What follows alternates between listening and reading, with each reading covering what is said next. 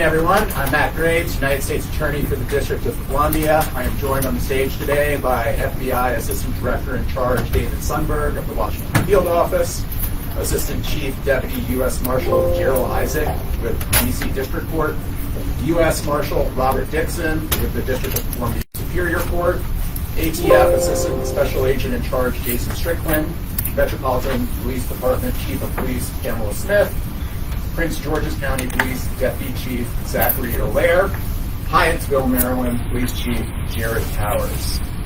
Today, we announce indictments in United States District Court and D.C. Superior Court that collectively charge a total of 10 teenagers with conspiracies to commit carjackings within the District of Columbia. These two indictments alone cover more than 15 armed carjackings. Specifically, our office has obtained a federal superseding indictment in United States District Court charging 3 teenagers with a criminal conspiracy linked to 13 carjackings, and an indictment in D.C. Superior Court charging 7 teenagers with 3 armed carjackings and other crimes. While these are separate conspiracies, our thorough investigation has found some overlap between these 2 alleged carjacking rings. In the case charged in federal court, a superseding indictment was unsealed on December 8, 2023, this past Friday. The lead defendant is Today Hardy, who, in the original indictment, had been charged with 6 armed carjackings. He has been detained since first being arrested in connection with those charges on June 14th of this year. The superseding indictment charges him with an additional 5 armed carjackings, including a carjacking in which he allegedly shot one of his intended victims. In addition, he is charged with conspiring with Malik Norman and Landrell Jordan III to carjack vehicles for the purpose of either selling the vehicles or using them in furtherance of other crimes. Norman was charged with orchestrating 4 of these carjackings, and Landrell Jordan is charged with directly participating in 2 of these carjackings. Landrell Jordan was arrested on November 28, 2023, and has been ordered detained pending trial. Norman was arrested on December 8, 2023, and is held pending a detention hearing that is scheduled to take place tomorrow. In total, the federal superseding indictment alleges that 13 vehicles were carjacked in connection with the conspiracy, and these defendants are collectively charged with 11 separate counts of carjacking. The other 2 carjackings occurred outside the district, and we have not identified to date a sufficient connection to the district for those carjackings to charge them here. Instead, we seek to hold them accountable by charging them as parts of the conspiracy. The indictment returned in Superior Court is the latest prosecutorial action stemming from the arrest of Jalen Jordan on May 17th of this year. At the time of his arrest, he was charged with 2 carjackings. Jalen Jordan was 17 at the time of these alleged carjackings. Our office used the authority granted to us under a D.C. law commonly referred to as Title 16 to charge Jordan as an adult. Our prosecutors and our law enforcement partners did not stop investigating simply because those charges had been filed. They had identified evidence that pointed to a broader carjacking conspiracy, and they followed the evidence. The evidence led to the arrests of Warren Montgomery and Byron Gillum for their participation in an alleged conspiracy to carjack and to rob victims. The 2 were arrested on October 10, 2023. Gillum was 17 at the time of his alleged participation in the conspiracy, and our office again used our authority under D.C. law to charge him as an adult. The 2 have been held since their arrest. Our prosecutors and our law enforcement partners did not stop there either. The evidence pointed to additional conspirators and additional crimes, and they followed the evidence. The investigation identified 4 more teenagers: Isaiah Flowers, Ja'Kai Goff, Taj Giles, and Irshad Ellis Bey as alleged participants in the conspiracy. Flowers was already detained in Prince George's County on separate charges. Goff, Giles, and Ellis Bey were arrested on December 7, 2023. Flowers, Giles, and Ellis Bey were each 17 when they allegedly participated in this conspiracy. And our office again used the authority granted to us under D.C. law to charge them as adults. The indictment alleges that the conspirators committed 3 carjackings in the District of Columbia using a vehicle that they had carjacked in Maryland in furtherance of the conspiracy, and committed 3 armed robberies during the course of this conspiracy. The 3 defendants arrested on December 7th have been detained pending a detention hearing scheduled for December 14th, 2023. In ordering these 3 defendants detained, the court specifically noted the group chat described in their arrest warrants, during which, it is alleged, when discussing some of the carjackings covered by these indictments, one defendant wrote GTA IRL, which we allege means Grand Theft Auto in real life. In a prior press conference, I noted that in our experience, it is uncommon for a defendant to commit just 1 robbery or 1 carjacking and never commit either offense again, absent a subsequent arrest. The allegations in cases like these are why we hold this belief. I also previously noted that a majority of the individuals arrested for robberies and a supermajority of individuals arrested for carjackings are juveniles. And I previously explained that I have instructed our career supervisors to strongly consider prosecuting juveniles as adults where they are involved in a series of armed carjackings or armed robberies. These are not the impetuous crimes of a child who temporarily lost control. They are the calculated crime of someone willing to hold a gun to someone's head for life, for money or property. I would like to speak directly to the teens, and they are primarily teens, that are fueling the crisis that we are seeing. Whoever is telling you that these carjacked vehicles are free cars, that there won't be consequences if you're caught, that you won't get caught if you're wearing a mask, is lying to you. We will track you down and aggressively pursue the charges that fit the crime in our continuing effort to make the community safe, including charging juveniles as adults and bringing federal offenses and federal charges where appropriate. Finally, I have been sounding the alarm that the criminal justice system that D.C. has built does not meet the moment that we are in. The mayor has correctly flagged that the law has swung too far over the last 7 years. Armed carjacking is a great example of her and my point. The law requires those convicted of the offense to be sentenced to a mandatory minimum of 15 years. A sentence that in many cases, given the gravity of the crime, we believe to be appropriate. And while it is not required, the presumption is if there are offenses with multiple victims, sentences will run consecutive, meaning that if someone were convicted of two different carjackings with a firearm, the minimum sentence would be 30 years. The district, though, has a law called the Youth Rehabilitation Act, and they made that law more lenient in 2018 by allowing judges not to impose the mandatory minimum for armed carjacking for anyone who was under the age of 25 at the time of the offense. Indeed, these changes permit judges to ignore almost all mandatory minimums within the DC Code. And in our experience, DC's judges take the elimination of the mandatory minimum to mean that those eligible should be sentenced substantially below the mandatory minimum. Otherwise, why eliminate it? There have been roughly 145 people arrested for armed carjacking this year. More than 80% of them are juveniles, and just 12 of them, fewer than 10% of all arrests, were 25 or older at the time of the alleged offense. In short, DC law has effectively eliminated the mandatory minimum for armed carjacking. And what's worse, done so in a way that signals to judges that the sentences should be well below those mandatory minimums. So our hypothetical defendant has gone from facing a bare minimum of 15 years and the likelihood of 30 years if the judge runs the sentences to consecutive, to a world where there is no mandatory minimum and the judge remains free to sentence the defendant concurrently, meaning the sentences will be served at the same time. These are all changes that have occurred over the last 7 years, and they are changes pushed by those who understand how these changes would throw sand in the gears of the criminal justice system.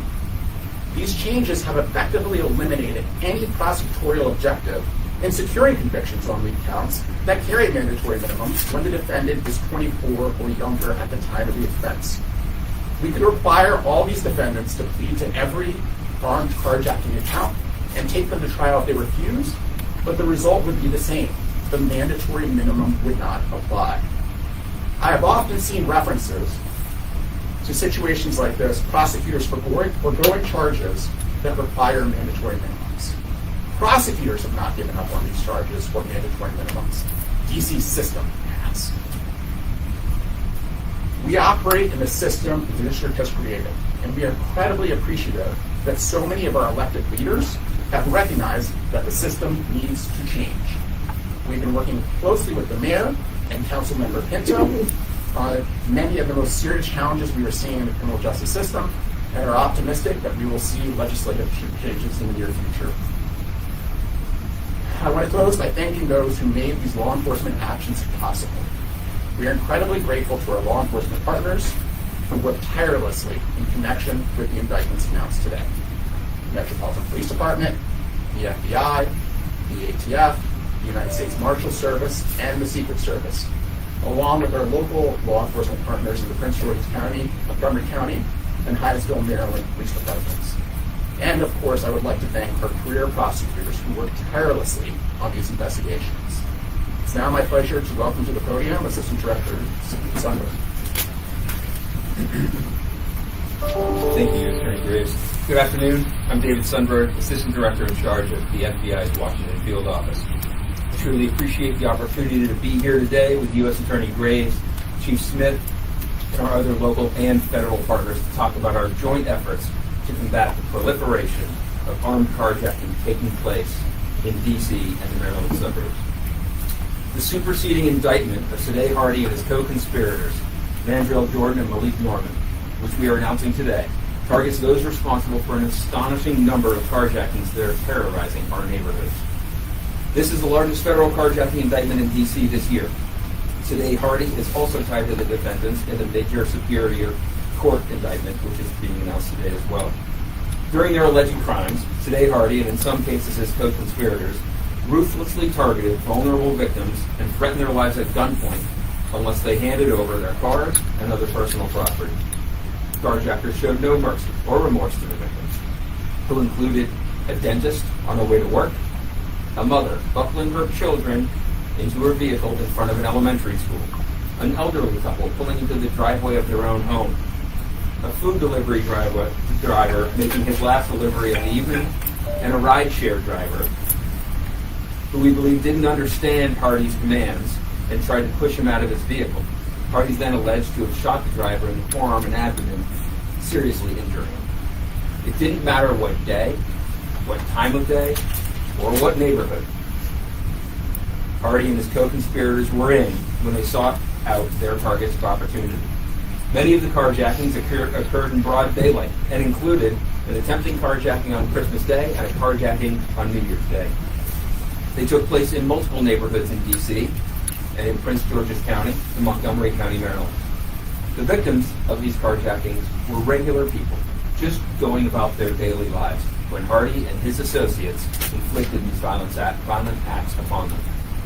These subjects today are in custody where they can no longer terrify our communities, and we and our partners will work relentlessly to hold them accountable for the crimes they have allegedly committed. The cooperation and collaboration between the FBI and local law enforcement in this case has been phenomenal.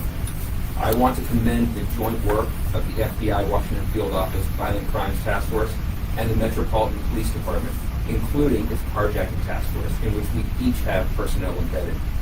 Together, we and all of the law enforcement partners you see here have a critical piece of protecting the rights of others and the well-being of our community by ensuring that individuals understand the consequences of their actions. And while accountability is important, none of us want to see teens engaged in the activity in which we are here announced on today. We are working, even at the Metropolitan Police Department, to deter at-risk youth from engaging in these kinds of activities. But you can be certain, when individuals are engaged in criminal activity, such as what we have announced here today, by our U.S. Attorney's Office, we will use all available resources to us to uphold those individuals. Thank you again to our U.S. Attorney's Office, our law enforcement and community partners for working together to make our District of Columbia safer. We'll turn it back over to U.S. Attorney Graves. All right, we have some time for some on-top questions. Yes, Brian, I saw. So you first of all, you say there's many carjackings involved here. Do you have a number of how many this ring is responsible for? Yeah, so it's at least 15, according to the allegations in the indictments, and I want to be clear, it's two separate rings. There's some overlap between them. And then secondly, on the sentencing, if on the majority of these, I think you said there was 180 in here so far, they're not getting the mandatory minimum. What are they getting? So at that point, the judge is free to sentence to whatever. The starting point in the District of Columbia is looking at the sentencing guidelines. For someone without any criminal history in an armed carjacking offense, the sentencing guidelines could be as low as 7.5 years. But the judges are free to go below that. And how have they been? So we typically have seen sentences well below 15 years. So in these cases. If I could just follow up with one question. Yeah, see. What is being done about the mandatory minimum? Is the city council taking this up? What are you doing to try to get that reinforced? So, as with all things, I think there was a very good idea that we're supportive of behind the Youth Rehabilitation Act, which is young adults, and we can argue about where the line should be drawn. Young adults shouldn't have one bad event dictate the terms of the rest of their life if they can show that they understood the gravity of the circumstances. Having Youth Rehabilitation Act, allowing people to expunge their records if they successfully complete a meaningful probation, we have no quarrel with that. Our objection is on these serious offenses like armed carjacking, where it's basically committed by everybody in this age population, at least according to the people arrested. We shouldn't be removing that mandatory minimum. You can have it expunged from the record after you serve your time.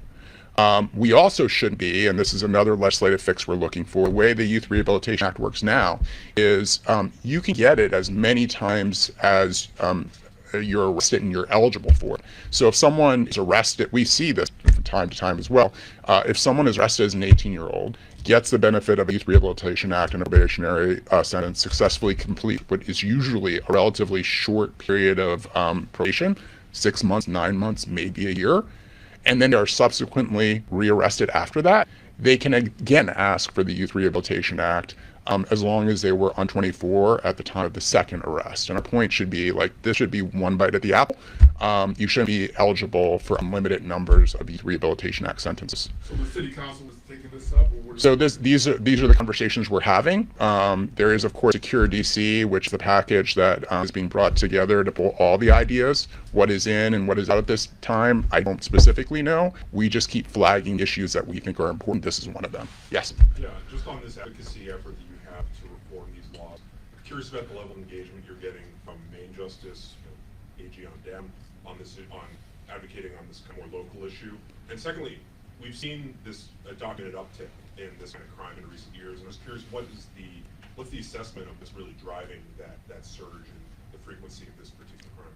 Yeah, so there's a recognition within the Department of Justice guidelines because of the unique role that the U.S. Attorney for the District of Columbia and this office plays, that we are going to have more engagement on our own on these local issues since we effectively function as the district attorney. That's different than all of the other U.S. Attorney's offices there. Those kinds of conversations would be going through justice.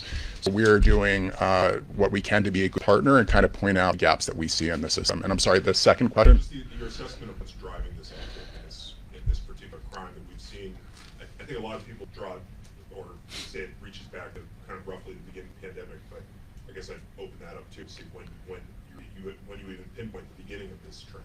Yeah, so I mean, I think in 2020, and whether that ties to the pandemic or something else, or multiple things, we saw an uptick in the number of illegal firearms. We started seeing a big uptick in the number of illegal firearms we were recovering, and then violent crimes, which had been historic lows in the area, but only specific violent crimes, carjacking at the time, and shootings. And then this year, we also saw armed robberies kind of doing that trend. So the root cause is illegal possession of firearms.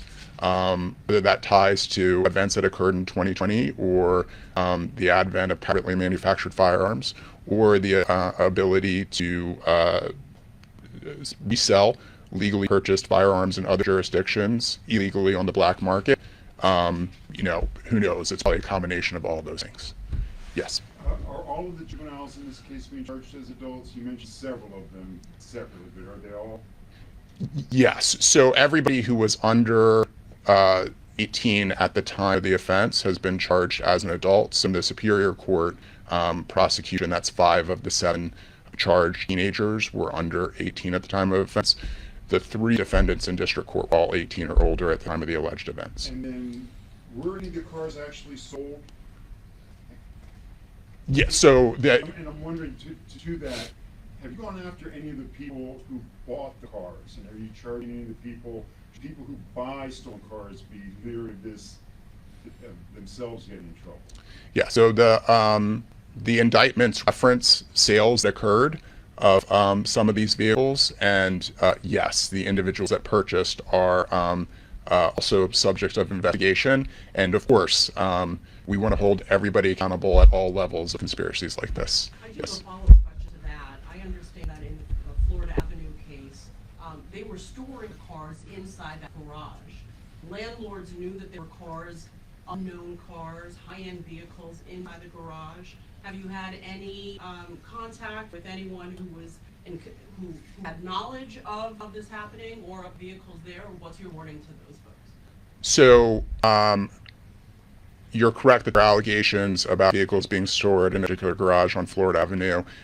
There's nothing public yet, and I want to be very careful about whether either the owner of the building or anyone else knows these cars or even knew about them. And one more question. This 2 rings, about 30 carjackings. How significant of a dent do you believe that you've made? We've had, obviously, you understand, hundreds of carjackers in the city. Yeah, so I want to be careful. It's more than 15 carjackings collectively, not 30, that we've charged so far. We will continue to investigate, and there are further investigative avenues available to us in connection with both these investigations. 30 in the 2 rings? No, 9? it's more than 15 combined between the two. So this is the point I make, and the caution I give anyone when they look at the number of carjackings we have versus the number of people who have been arrested, and they say it's just such a small fraction. We keep saying, though, that in our experience, not many people just carjack someone or just rob someone one time and never do it again, absent an arrest. So every person you take off the street, we think is really important because they, in all likelihood, represent multiple carjackings or multiple armed robberies, and that's stopping them from continuing to engage in the conduct. Yes. When teens and young people are given sentences under the Youth Rehabilitation Act and are given, a lighter sentence, several months, few years, is there any kind of special programming that they have to follow as they're sentenced under this Youth Rehabilitation Act, or is it just a short sentence and you're on your way? So it's not required by the law. The judge can, of course, impose whatever conditions of probation or supervised release they think are appropriate, but there's no specific requirements for programming. Do you think that would help going forward, making that a requirement? So I would prefer that the mandatory minimums for most serious cases stay in place and that people only have the benefit of this program one time, because again, you have no greater incentive than you do when you're under a probationary sentence for a Youth Rehabilitation Act than to comply than at that moment in time, right? If you comply, then the arrest completely comes off your record, or the conviction completely comes off your record, and you can move to have the arrest expunged. If you're not going to comply with probation under the circumstances, what circumstance are you going to comply with probation? Yes. Sir, is it your view that the mandatory minimums would provide a deterrence that would reach these teenagers to curtail that or stop doing that, to the point that do you think that the absence of these mandatory minimums are actually contributing to encouraging the lack of accountability, is encouraging these carjackings? So first and foremost, given how serious the conduct is, in general, we believe that a minimum of 15 years is warranted. And that's why we're pushing so hard on this point. To your point about deterrence, one of the things we want to flag, because we hear this from the teens that are feeling this belief that this isn't that big of a deal. And what we want to say very loudly and very clearly, and I think you've heard it from all of us today, is a really big deal, and it will be prosecuted as such if and when you're apprehended. Question, what role do the juvenile cases play at all in sentencing? If these juveniles who are charged as adults are convicted, are there juvenile records at all at play in their sentencing, or should they be? Well, for everyone, while the juvenile records might be sealed to the public, for any defendant, whether they're Youth Rehabilitation Act or not, the court has access to them, the prosecutors do, and their attorney does, and we can make argument based on their conduct as a juvenile about the sentence they should receive as an adult. One more, any more? I would just like your thoughts on the grand theft auto in real life. What does that say to you? So, I mean, that shows the level of calculation that I was talking about before. This wasn't an impetuous crime. You fully know what you're doing. Callousness, not caring about the victims that Assistant Director in Charge Sundberg eloquently laid out, and that we need to have a serious response to show people that this is not a game. This is the real world. There will be real world consequences. Thank you.